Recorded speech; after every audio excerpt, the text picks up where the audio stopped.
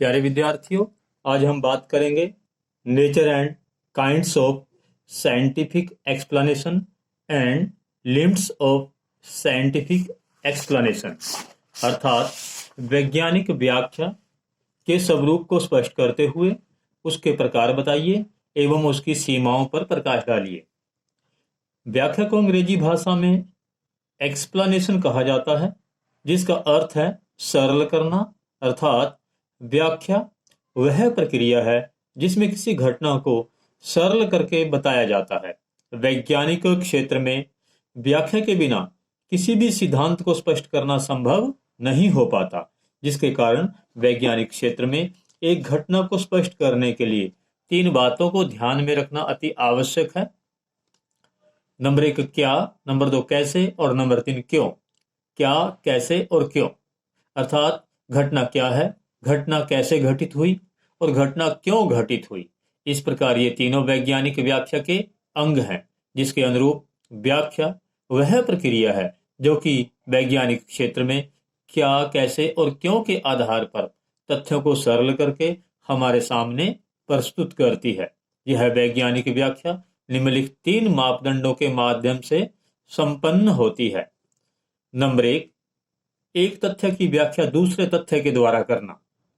वैज्ञानिक क्षेत्र में वैज्ञानिक व्याख्या के अंतर्गत एक घटना की व्याख्या दूसरी घटना के माध्यम से होती है। अर्थात एक तथ्य को समझाने के लिए हमें दूसरे तथ्य का सहारा लेना पड़ता है। नंबर 2, तथ्यों के नियमों के द्वारा व्याख्या। विशिष्ट तथ्यों की व्याख्या के लिए वैज्ञानिक क्षेत्र में नियमों का सहारा लिया जाता है। जैसे अधिक गर्म दूध डालने पर कांच का गिलास टूट जाता है।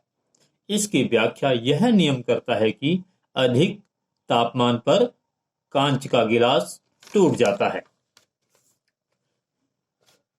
नंबर 3, नियमों की अधिक सामान्य नियमों के द्वारा व्याख्या।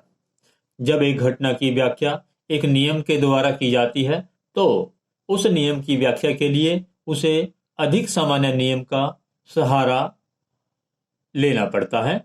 जैसे अधिक तापमान पर कांच का गिलास टूट जाता है। इस नियम की व्याख्या इस सामान्य नियम के द्वारा हो जाती है कि अधिक तापमान पर वस्तुएं फैलती हैं और फैलने के कारण टूट जाती हैं।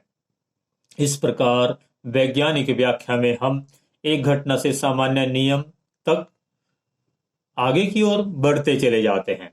वैज्ञानिक व्याख्या के संबंध में कार्वेथ विड का मानना है कि वैज्ञानिक व्याख्या की प्रक्रिया खोज, वर्गीकरण और निष्कर्ष, इन 3 प्रक्रियाओं पर निर्भर करती है। तो पहला है खोज। वैज्ञानिक क्षेत्र में खोज के अंतर्गत वैज्ञानिक व्याख्या के लिए परिकल्पना की विधि का अत्यंत महत्वपूर्ण स्थान है, क्योंकि परिकल्पना के बिना वैज्ञानिक क्षेत्र में किसी भी सिद्धांत पर पहुंचना संभव नहीं हो पाता। नंबर 2, वर्गीकरण। वर्गीकरण में हम वस्तुओं की समानताओं और असमानताओं पर विचार करते हैं, जिसके अंतर्गत उन वस्तुओं की समानताओं के आधार पर उन्हें उनसे संबंधित वर्ग में रखा जाता है। और नंबर 3, निष्कर्ष। वैज्ञानिक व्याख्या में निष्कर्ष का एक महत्वपूर्ण स्थान है, जिसके लिए वैज्ञानिक क्षेत्र में निगमन की विधि का सहारा लिया जाता है। अर्थात सामान्य सच्चाइयों के आधार पर विशेष सच्चाइयों की परख की जाती है। इस प्रकार इन तीनों के माध्यम से व्याख्या वैज्ञानिक क्षेत्र में किसी भी सिद्धांत या नियम की उचित व्याख्या करने में सक्षम होती है। अब हम बात करते हैं वैज्ञानिक व्याख्या के प्रकारों पर। वैज्ञानिक व्याख्या 3 प्रकार की मानी गई है, या वैज्ञानिक व्याख्या 3 प्रकार की है। नंबर 1, विश्लेषण। नंबर 2, श्रृंखला बंधन। नंबर 3, अंगीकरण। तो सबसे पहले बात करते हैं हम विश्लेषण पर। विश्लेषण का अर्थ है एक संयुक्त घटना को सरल भागों में बांटना। इस भौतिक जगत में कई बार घटनाएं इतनी जटिल होती हैं कि उनको उसी रूप में समझ पाना संभव नहीं हो पाता। ऐसी अवस्था में हम उस घटना को सरल भागों में बांट देते हैं, जिससे वह घटना आसानी से समझ में आ जाती है। इस प्रकार विश्लेषण की प्रक्रिया वैज्ञानिक व्याख्या का एक महत्वपूर्ण भाग है। जैसे अंधेरे में गोली चलने पर आग की चमक पहले दिखाई देती है, जबकि ध्वनि बाद में सुनाई देती है। इसकी व्याख्या विश्लेषण की विधि के द्वारा इस प्रकार की जा सकती है कि चमक की गति ध्वनि की गति से तेज होने के कारण अग्नि की चमक पहले दिखाई देती है जबकि ध्वनि बाद में सुनाई देती है। नंबर 2, श्रृंखला बंधन, मध्यवर्ती कड़ी को जोड़ना। यह भी वैज्ञानिक व्याख्या का एक महत्वपूर्ण भाग है। जब हमें दो घटनाओं के मध्य संबंध दिखाई नहीं देता तो ऐसी अवस्था में श्रृंखला बंधन उन दो घटनाओं में आपसी संबंध जोड़ने का कार्य करता है। कई बार दो घटनाओं में आपसी संबंध दिखाई न देना घटना के दूरवर्ती होने पर निर्भर करता है। ऐसी अवस्था में उन दो घटनाओं में जो कड़ी हमें स्पष्ट रूप से दिखाई नहीं दे रही, उस कड़ी को स्पष्ट करने के लिए यह श्रृंखला बंधन हमारा सहयोग करता है। जैसे जब हम उपले जलाते हैं, उपले जो गोबर से बनते हैं, जब हम उपले जलाते हैं तो इसका अर्थ है हम सोना जलाते हैं। इसकी व्याख्या इस प्रकार की जाएगी कि उपले गोबर से बनते हैं और गोबर से ही जैविक खाद बनता है। इस जैविक खाद से किसान के खेतों में अच्छा अनाज उत्पन्न होता है। जैविक खाद के माध्यम से उत्पन्न अनाज ही किसान का सोना है। इसलिए गोबर के उपले जलाना सोना जलाने के समान है। नंबर 3, अंगीकरण। वैज्ञानिक व्याख्या में अंगीकरण का भी अपना विशेष महत्व है।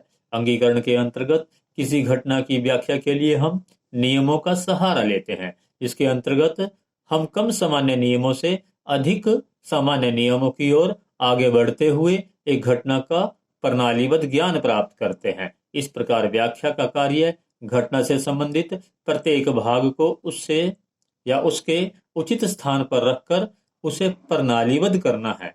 जैसे नल में पानी बाहर आने की व्याख्या नल का नियम करता है और नल के इस नियम की व्याख्या दबाव का नियम करता है, वायु दाब का नियम या वायु दबाव का नियम करता है।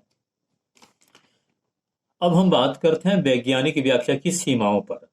इस भौतिक जगत में सभी भौतिक वस्तुओं की वैज्ञानिक ढंग से व्याख्या करना संभव नहीं है। इस प्रकार जहां पर वैज्ञानिक व्याख्या संभव नहीं हो पाती उसे वैज्ञानिक व्याख्या की सीमाएं कहा जाता है। तो नंबर 1, विश्लेषण द्वारा हम एक जटिल या संयुक्त घटना को अनेक सरल भागों में बांट लेते हैं, लेकिन इस प्रक्रिया में हम जिस अंतिम सरल भाग पर पहुंचते हैं उस अंतिम सरल भाग की व्याख्या करना संभव नहीं है, अर्थात वहां पर वैज्ञानिक व्याख्या रुक जाती है। इसे वैज्ञानिक व्याख्या की सीमा कहा जाता है। नंबर 2, अंगीकरण की अवस्था में घटना की व्याख्या नियमों पर निर्भर करती है और उन नियमों की व्याख्या उससे अधिक सामान्य नियमों पर निर्भर करती है। लेकिन यहाँ पर उस सामान्य नियम की व्याख्या संभव नहीं जिसे परम सामान्य नियम कहा जाता है, क्योंकि उससे अधिक सामान्य नियम संभव नहीं।